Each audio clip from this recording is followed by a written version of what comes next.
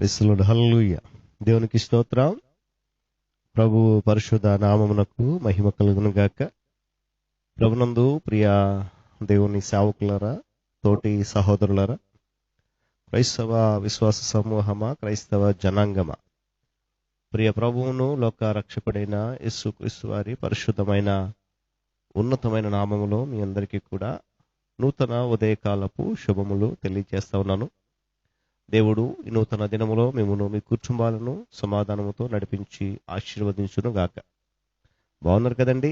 రండి కలిసి అనుదిన అభివృద్ధి ఉదయకాలపు ధ్యానాలు అనేటువంటి ఈ ఆధ్యాత్మిక కార్యక్రమాన్ని ప్రార్థన ద్వారా ప్రారంభించుకుని ప్రభు నామాన్ని గణపరుద్దాం. ప్రేమ కలిగిన మా తండ్రి, కృపా సత్య సంపూర్ణుడా, మీ ఘనమైన శ్రేష్టమైన నామానికి వేలాది వందనాలు, స్తుతులు, స్తోత్రాలు చెల్లిస్తా ఉన్నాను. నీ ఉచితమైన కృపను బట్టి, నీ అపారమైన ప్రేమను బట్టి నా తండ్రి, గడిచిన దినము మమ్మల్ని ఎంతగానో నీ రెక్కల చాటున దాచి, గత రాత్రి నీ బలమైన రెక్కల చాటున కాపుదలిచ్చి మమ్మను, మా కుటుంబాలను, మా నివాస ప్రాంతాలను నీ రెక్కల చాటున భద్రపరిచిన విధానం కొరకై స్తోత్రాలు. నిజంగా నాయన, నువ్వు ఎంత గొప్ప దేవుడవు నాయన. ఎంతో మందికి లేనటువంటి శ్రేష్టమైన భాగ్యము, శ్రేష్టమైన ఈవులను మాకు ఇచ్చినందుకు స్తోత్రాలు ఆయన. మరి ఈ నూతన దినములో కూడా మేము నిన్ను బట్టి ఆనందిస్తూ నీ నామం కనపరుస్తూ నీ వారిగా, నీ సాక్షులుగా బ్రతకడానికి మాదిరికరంగా జీవించిన కృపను గ్రహించమని ఈ ఉదయకాలపు ధ్యానాలలో మీరు చూపిస్తున్న కృప కొరకై, నడిపిస్తున్న విధానం కొరకై, మీ ఆత్మ నడిపింపు కొరకై వందనాలు చెల్లిస్తూ నా తండ్రి, ఈ కార్యక్రమం ద్వారా ఎంతమంది అయితే బిడ్డలు వింటున్నారు, ప్రతి ఒక్కరికి ఇంకనూ ఆధ్యాత్మికంగా బలపడిన కృపను గ్రహించండి. యేసు నామమున అడుగుతున్నాను తండ్రి, ఆమేన్. ప్రైజ్ లార్డ్, హల్లెలూయా. సమయంలో దేవుణ్ణి స్తుతించడానికి ఆంధ్ర క్రైస్తవ కీర్తన పుస్తకం నుండి 694వ పాట పాడి దేవుని నామాన్ని స్తుతి చేద్దాం.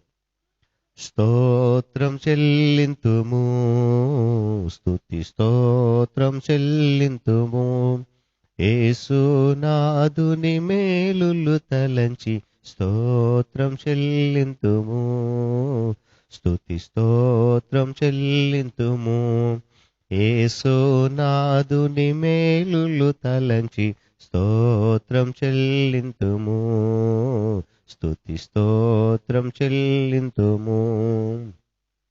దీవారాత్రములు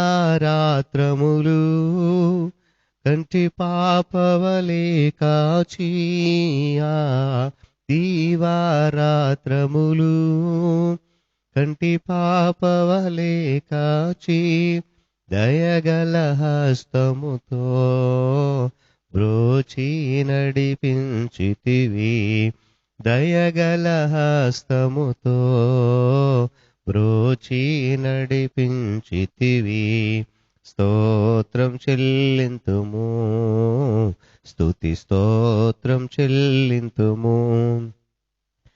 గాఢాంధకారములో కన్నీటిలో ఎలలో, గాఢాంధకారములో కన్నీటిలో ఎలలో, కృషించిపోనీయక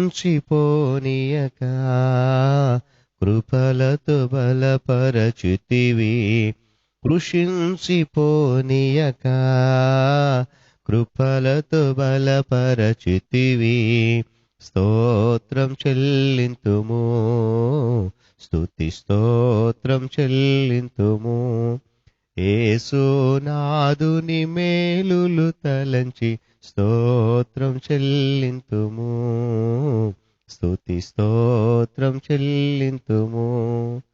దేవునికి స్తోత్రం, హల్లెలూయా. మంచిది పిల్లల సమయంలో దేవుని వాక్యం చదువుదాం. లూకా సువార్త 17వ అధ్యాయము 12, 13 వచనాలు, క్షమించాలి 11, 12 వచనాలు చదువుదాం. ఆయన యెరూషలేమునకు ప్రయాణమైపోవచ్చు సమరయ గలిలయల మధ్యగా వెళ్ళుచుండెను.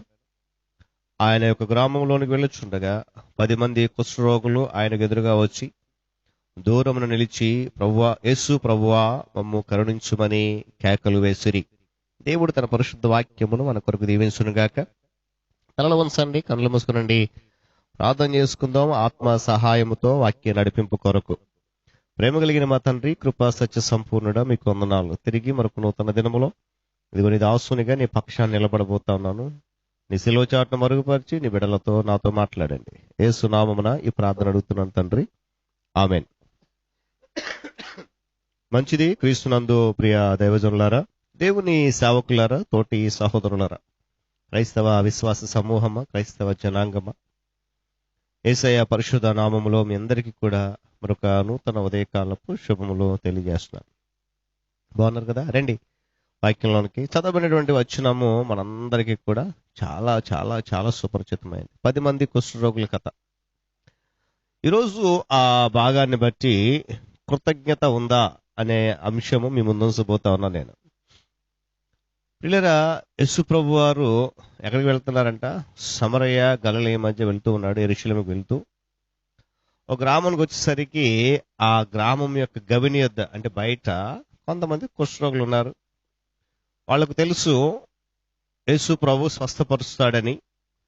ఎలా తెలుసు అని అంటే, ఆయన చేసేటువంటి ఆశ్చర్య కార్యాలు, అద్భుతాలు చుట్టుపక్కల గ్రామాలన్నీ విన్నారు. వాళ్ళ ద్వారా ఆ వినిన మాటలు చూడండి, బైబిల్ ఏం చెప్పింది? వినుట వలన విశ్వాసం కలుగును అనే మాట. కాబట్టి ఆ వినుట క్రీస్తుని గూర్చినదైందని వాక్యం స్పష్టంగా చెప్పింది. అయితే ఈ కుష్ఠరోగులు ప్రభుని వేడుకుంటారు. ఏమని? యేసు ప్రభువా మమ్మల్ని కరుణించువా అని. ఆయన ఏమన్నాడు? మీరు స్వస్థపడని అన్నాడు అంటారా? లేదు. మీరు వెళ్ళి యాజకులు కనపరుచుకోండి అన్నాడు. కారణం ఏంటనంటే, ఆ దినాల్లో యాజకుడు ఒక మనిషి కుష్ఠం ఉన్నది లేని పరీక్షించి నిర్ణయించేవాడు. యేసుక్రీస్తు ప్రభు వారి యొక్క మాటకు వెంటనే లోబడేటువంటి ఆ కుష్ఠరోగులు 10 మంది కూడా యాజకులకు చూపించడానికి వెళ్తా ఉన్నారు. ఇంక వెళ్ళలేదు. వెళ్తూ ఉండగానే మార్గంలో ఏమయ్యారు? శుద్ధులయ్యారు. ఎంత ఆశ్చర్యం అండి! చాలా ఆశ్చర్యం. కారణం ఏంటంటే, ఎంతో కాలంగా వారిని పట్టి పీడిస్తున్నటువంటి ఆ కుష్ఠరోగము క్షణంలోనే బాగై వారు స్వస్థపడ్డారు. వారి స్వస్థతను చూసుకొని ఏమండి వారు ఎగిరి గంతులు వేశారు. అయితే వారిలో ఒక్కడు మాత్రమే దేవునికి కృతజ్ఞతాస్తుతులు చెల్లిస్తూ యేసుక్రీస్తు ప్రభువారి యొద్దకు తిరిగి వచ్చి ఆయన పాదముల మీదపై సాగిలపడ్డాడు. అందుకు ప్రభు ఒక ప్రశ్న అడిగాడు. అక్కడ 10 మంది శుద్ధులైపోయారు కదా, మిగిలిన 90 ఎక్కడా? పిల్లరా, ఒకడు శుద్ధుడైన వెంటనే తనకు అసలు కుష్టే లేనట్లుగా తలచి గర్వంతో విర్రవీగి ఏమంటే దేవుని మర్చిపోయాడు. నిజంగా నేటి దినాల్లో కూడా కొందరు దేవుని మేలులను పొందిన వెంటనే దేవుని మర్చిపోయేటువంటి పరిస్థితుల మధ్య కృతజ్ఞత ఉందా? మరొకడు తాను స్వస్థపడడం చూసి సంతోషముతో తబ్బిబ్బైపోయాడు. ఎంత ఆశ్చర్యం! తన ఇంటి వారి వద్దకు వెళ్ళిపోయాడు. వెంటనే ఏమండి వెళ్ళి వారితో ఆనందించాడు, కానీ ఇది యేసుక్రీస్తు ప్రభు వారు చేసిన కార్యము అని చెప్పలేకపోయాడు. దేవుని వేళ్ళు పొంది కూడా వాటిని స్వార్థం కొరకు వాడుకునేటువంటి వారు ఇటువంటి వారు. మరొక వ్యక్తి తాను శుద్ధుడవటం చూసి ఆశ్చర్యపడ్డాడు. ఇది నిజమా అనే సందేహం కూడా వచ్చింది మనోడికి. ఏమండి, ఇలాంటి స్వస్థత కూడా ఉంటుందా, లేక మరలా కుష్ఠరోగం వస్తుందా అనే అనుమానంతో నిలిచిపోయాడు, కానీ దేవుని దగ్గరికి రాలే. ఏమంటే కొంతమంది ఈ దినాల్లో దేవుని కార్యాలు అనుభవిస్తూ ఉన్నప్పటికీ, ఆశ్చర్యకాలు చూస్తున్నప్పటికి కూడా ఇంకా అనుమానాలను విడిచిపెట్టరు. ఇది నిజమేనా? ఆనాడు ఆదాము హవ్వలు మోసగించిన సర్పము ఒక ప్రశ్న హవ్వతో, అమ్మా హవ్వమ్మా ఇది నిజమా? ఈనాటికి కూడా అదే సందేహం. పిల్లలు, మరొక వ్యక్తి తను కుష్ఠరోగం పోవటం, స్వస్థత కలగడం చూశాడు, ఆనందించాడు. కానీ యేసుప్రభు నాకేం చేశాడు? ఆయన నాకేమైనా మంది ఇచ్చాడా ఏంటి? ఆయన నాకు కనీసం ముట్టుకోలేదు కదా, దగ్గర కూడా తీసుకోలేదు కదా, ఎలాగోలా బాగైపోయానులే చాలే అనుకున్నాడు. కానీ దేవుని యొక్క కార్యాన్ని గుర్తించి కృతజ్ఞత చెల్లించడానికి ఇష్టపడలే. కొంతమంది దేవుని అద్భుతాలు చూసినప్పటికీ ఇదిగో ఇలాంటి వారే మూర్ఖపు బుద్ధితో గ్రహించరు, నిర్లక్ష్యం చేసి ఆ మేలును త్రోసివేసేటువంటి పరిస్థితి. మరొకడు కూడా బాగుపడ్డాడు. పిల్లరా, అమ్మయ్యా ఈ రోజుతోటి ఈ క్షణంతోటి నాకు పట్టిన శని వదిలిపోయింది, నాకు మంచి సమయం వచ్చేసింది, ఇంక నన్ను ఎవడు ఆపేవాడు లేడు, నా అదృష్టం పండిపోయింది అని గంతులు వేశాడు. కానీ తనకు స్వస్థతనిచ్చింది యేసుక్రీస్తు ప్రభువారు అనేటువంటి మాట గుర్తించలేకపోయాడు. కొంతమంది పిల్లరా కాలాలు నక్షత్రాలు మనలను మారుస్తున్నాయి అనుకుంటున్నారే గాని కాలగతులన్నీ కూడా తన చేతుల్లో పెట్టుకున్న దేవుని యొక్క శక్తిని, ఆయన ప్రేమను గుర్తించట్లేదు. వీళ్ళ మరొక వ్యక్తి స్వస్థతను చూసి నా స్వస్థతకు పరిహారంగా పేదవాడిని నేనేమి ఇవ్వగలను, కేవలం నేను ఆ 2 పావురాలు దేవునికి అర్పిస్తే సరిపోతుందో అనుకున్నాడు కానీ ఏమండి దేవునికి తన హృదయంలో చోటు ఇవ్వలేదు. కొందరు ఏ విధంగానే నేను దేవుడి మేలకు 100 రూపాయలు ఇస్తే కానుక సరిపోతుంది, 200 ఇస్తే సరిపోతుంది, 500 ఇస్తే సరిపోతుంది అనుకుంటున్నారు కానీ దేవుడు హృదయాన్ని కోరుకుంటాడనేటువంటి ఆలోచన రావట్లేదు. యేసు ప్రభు వారు బాగుపడిన తర్వాత నన్ను తిరిగి రావయ్యా నా దగ్గరికి రా అని పిలవలేదు కదా. ఇప్పుడు ఆయన వద్దకు వెళ్తే ఆయన ఏమైనా పనులు చెప్పేస్తాడేమో, లేకపోతే తను కూడా తిరగమంటాడేమో, డబ్బులు ఏమైనా కట్టమంటాడేమో, తనతో ఉండిపోమంటాడని భయపడ్డాడు. లేదా కొంతమంది స్వస్థత కొరకు ఎదురు చూస్తూ ఉంటారు, పొందడానికి ఇష్టపడతారు కానీ క్రీస్తు ప్రభువారు సిలువనెత్తుకునేటువంటి ఆయన యేసును వెంబడించడానికి మాత్రము ఇష్టపడరు, ఆశపడరు. పిల్లరా, అబ్బా ఇన్ని రోజులు అడుక్కు తిన్నాను, ఇప్పుడైనా సరే వ్యాపారం చేసి డబ్బు సంపాదించి గొప్పవాడైపోవాలి అని దేవుడు తనకిచ్చిన ఆరోగ్యాన్ని, బలాన్ని చూసి వాడి డబ్బు సంపాదించి పరిగెత్తాడు అప్పుడు.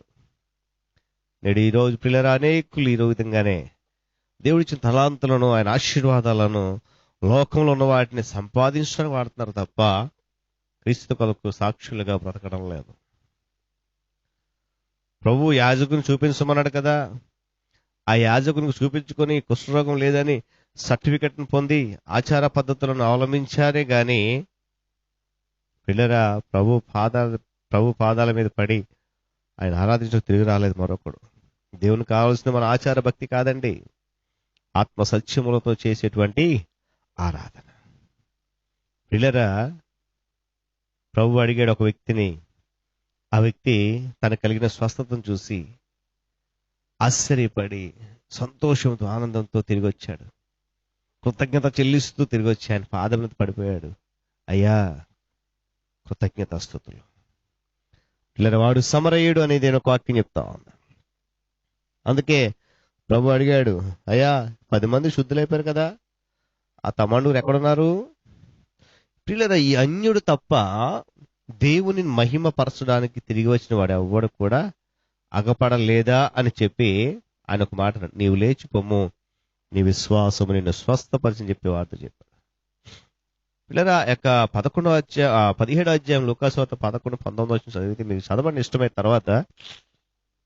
ఆ యొక్క విభాగం అంతా కూడా చక్కగా ఆశ్చర్యం కలిగించినటువంటి అద్భుతమైన క్రియలు. సహోదరుడా సహోదరి, దేవుని బిడ్డ, క్రైస్తవ విశ్వాసి, క్రీస్తు ప్రభు వారు చేసినటువంటి మేళ్లకు కృతజ్ఞత కలిగి తిరిగి వచ్చి ఆయన పాదముల మీద పడి సాష్టాంగపడిన వ్యక్తిగా నువ్వు ఉన్నావా? లేక స్వస్థత పొందుకుని కూడా గర్వంతో, అనుమానంతో, మూర్ఖపు బుద్ధితో, నిర్లక్ష్యంతో, ఆచార భక్తితో తృప్తి పడిపోయే మిగిలిన 90 వల్ల నువ్వు ఉన్నావా? ఇది నాన్న ఒక్కసారి నువ్వు ఆలోచించాయి. దేవుని జీవితం ఎన్ని మేళ్లు చేయలేదు, నీ కుటుంబంలో ఎన్ని కార్యాలు చేయలేదు. ఆయన కృతజ్ఞత ఉందా నీలో? ఆయన నీకు ఇచ్చిన ఆరోగ్యం కొరకు, నీకు ఇచ్చినటువంటి క్షేమం కొరకు కృతజ్ఞత చెల్లిస్తున్నావా దేవునికి? ఆయన అన్నాడు, నీ కానుకలు ఎవరికి కావాలయ్యా, నీ మొక్కుబళ్ళు ఎవరికి కావాలయ్యా? నీ హృదయం నాకు ఇచ్చే, అందులో నేను నివాసం ఉంటాను. నీ హృదయం నాకు కావాలి. నేను చేసిన మేళ్లకు, నేను చేసిన ఆశ్చర్యకార్యాలకు, నేను నీకు చూపించిన కృప కొరకు, నేను నీకు చూపించిన దీవెన కొరకు నువ్వేమీ అవసరం, నీ హృదయాన్ని నాకు ఇవి చాలు. ఆ హృదయంలో నేను ఉంటానని ప్రభు అడుగుతున్నాడు. మరి కృతజ్ఞత కలిగి ఆ హృదయాన్ని ప్రభుకి ఇవ్వడానికి ఇష్టపడదామా? వాళ్ళు ఇష్టపడితే నాతో పాటు కళ్ళు మూసుకొని, తలలు వంచి కళ్ళు మూసుకోనండి, ప్రార్థనలో ఏకీభవించండి.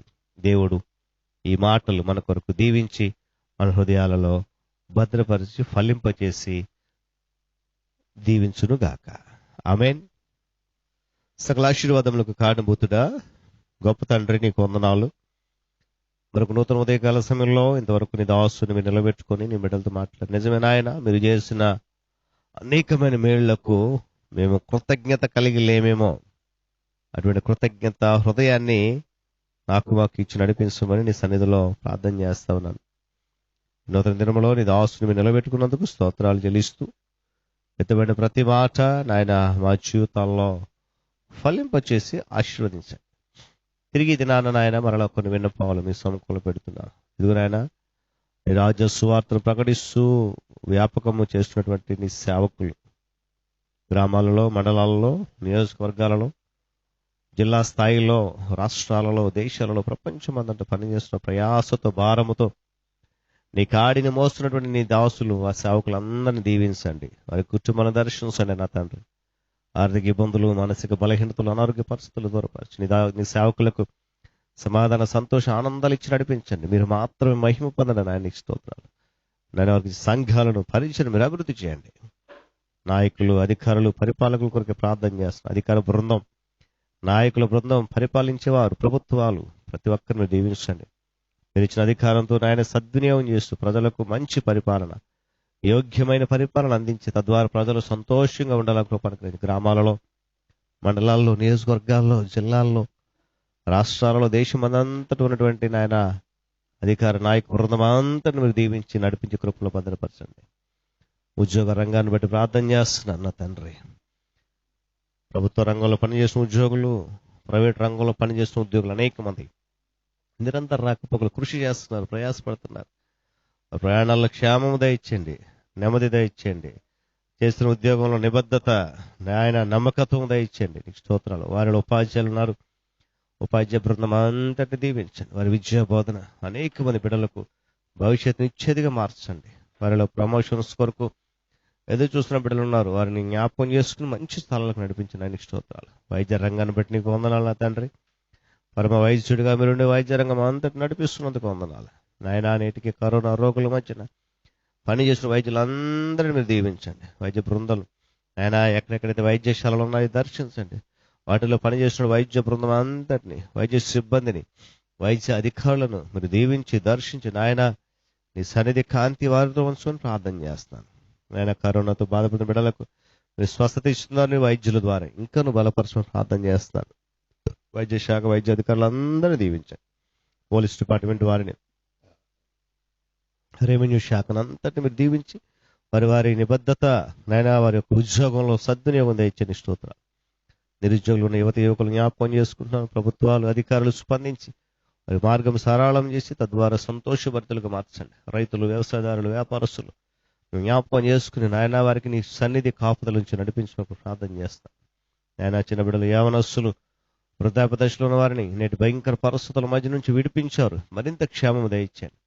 అనారోగ్య బాధపడిన నాయన జలుబులు, దగ్గులు, జ్వరాలు, తలనొప్పి, కడుపు నొప్పి, నడుము బాధ, మోకాళ్ళ బాధ, పాదాల బలహీనత, నరాల బలహీనత, కేళ్ల నొప్పులు, శరీర బలహీనతలన్నిటినీ ఒక్కసారి జ్ఞాపకం చేసుకుని వాటి నుండి స్వస్థత విడుదల కలిగించండి. స్తోత్రాలు నా తండ్రి.